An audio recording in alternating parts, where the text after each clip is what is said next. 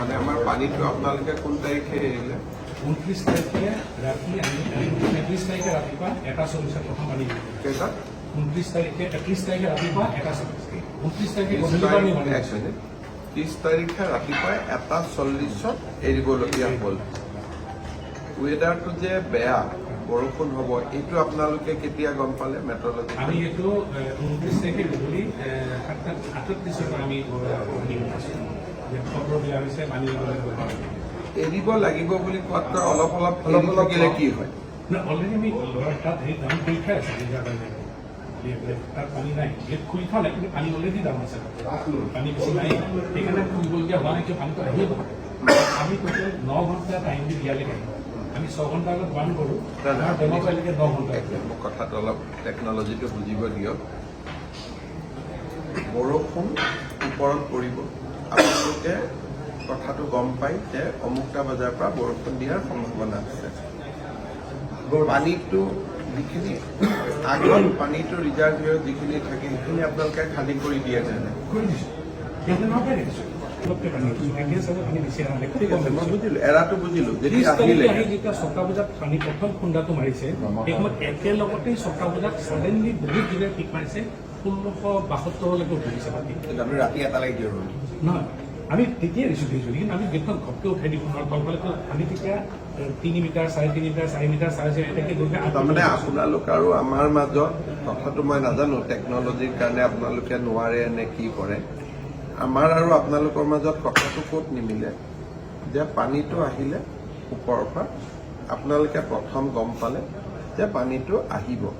আৰু পানীটো অহাৰ মিনিমাম আপোনালোকে 4-5 ঘণ্টা আগত গম পায়। সেইখিনি সময়ত ডিচিক ফোন এটা কৰি আমাৰ মানুহখিনিক এলাৰ্ট কৰিব লাগে যে আজি পানী কিন্তু মই পৰিৱেশটো আমি ভাল দেখা নাই আপোনালোকে মানুহখিনিক আগতীয়াকৈ ৱাৰ্ণিং কৰক। এতিয়া আপোনালোকে কি কৰিছে গ্ৰুপত এটা মেছেজ দিছে মোৰ হাতত যিটো খবৰ আছে এতিয়া গ্ৰুপত মেছেজ দিয়াটো হ'ল কি যে ডিচিজনেতো নাজানে যে আজি বৰষুণ দিব তেওঁতো শুই থাকিব ডেফিনেটলি কথাটো বুজি পালে। ধৰক আজি মই এতিয়া ঘৰৰ পৰা গ'লো 10টা বজাত মই ঘৰ গৈ পালোঁ 10টা বজাত স্বাভাৱিক মানুহ শুই যায় মইতো গম নাপাওঁ যে বৰষুণ আহিব কিন্তু মোক কোনোবাই ক'ব লাগিব যে ছাৰ আজি কিন্তু আপুনি নুশুব হেভি ফ্লাড আহি আছে আমি হয়তো গেট খুলিবলগীয়া হ'ব পাৰে তেতিয়াহ'লে ডিচিজনে কি কৰিব তেওঁ লগে লগে মানুহখিনিক এলাৰ্ট কৰিব। এতিয়া আপোনালোকৰ হৈছে কি ইউ প্ৰিপেয়াৰ ৰেকৰ্ডছ স্পিৰিট আৰু লেটাৰৰ মাজত এটা বহুত ডাঙৰ গেপ থাকে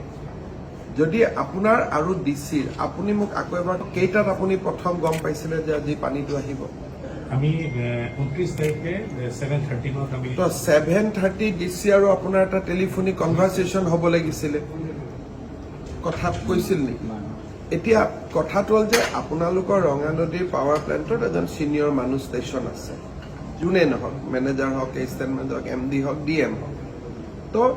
7:30 বজাত কাৰণ এইবিলাক সদায় নহয় বছৰত কোনোবা এটা দিনত কেতিয়াবা এনেকুৱা এটা পৰিৱেশৰ কনফ্ৰণ্টেশ্যন হয় ডিচিক আপোনালোকে এটা 7:30 ফোন কৰিব লাগিছিল যে ডিচি ডাঙৰীয়া আজি কিন্তু আমাৰ অলপ ভয় লাগি আছে পৰিৱেশটো আজি অলপ খেলি মেলি হ'ব পাৰে এইটো বস্তু এটা পিছত টেকনিকেলি পৰীক্ষা কৰিব লাগিব যে পানীটো গ্ৰেজুৱেলি ওপৰত উঠি গ'ল তেতিয়া আপোনালোকে খুলি দিলে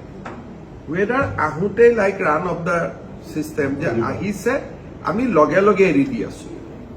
মানে ৰিজাৰ্ভিয়ৰত আমি সোমাবই দিয়া নাই পানীটো লগে লগে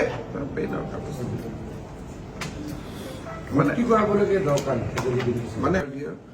আমি যদি সেই মুহূৰ্তত 4 ঘণ্টা ৰিজাৰ্ভিয়ৰত পানী নিদি অহাৰ লগে লগে পানীটো এৰি থাকো it will be gradual and slow' release আপোনালোকে কি কৰে পানীটো আহে জমা হয় যেতিয়া অভাৰফ্ল' হ'ব আৰম্ভ কৰে তেতিয়া আপোনালোকে এৰি দিয়ে কিন্তু টেকনলজিকেলি এইটো পাৰে নে নোৱাৰে মই নাজানো আপোনালোকৰ এইটো চাব লাগিব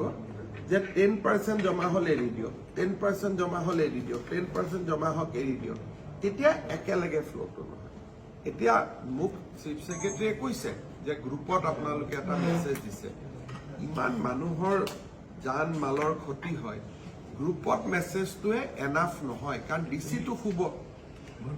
এই বস্তুটো যদি আপুনি চাই যে অল দিজ আৰ মোবাইল আৰু হোৱাটছআপ বাট ইয়াৰ ভিতৰত আপোনাৰ আৰু ডিচিৰ যোনে ইয়াত নবহক কিয় এই কথাটো মই যোৱাবাৰ যেতিয়া মই এবাৰ গৈছিলো ৰঙা নদীত তেতিয়াও আপোনালোকক কৈছিলো যে ডিচি আৰু আপোনালোকৰ মাজত এটা হটলাইন থাকিব লাগে তাৰ পিছত প্ৰচেছটো যে আজি কিন্তু পানী বৰ দুজন অসমীয়া মানুহে কথাহে পাতিব লাগে যে আজি বৰ পৰিৱেশটো বেয়া হ'ব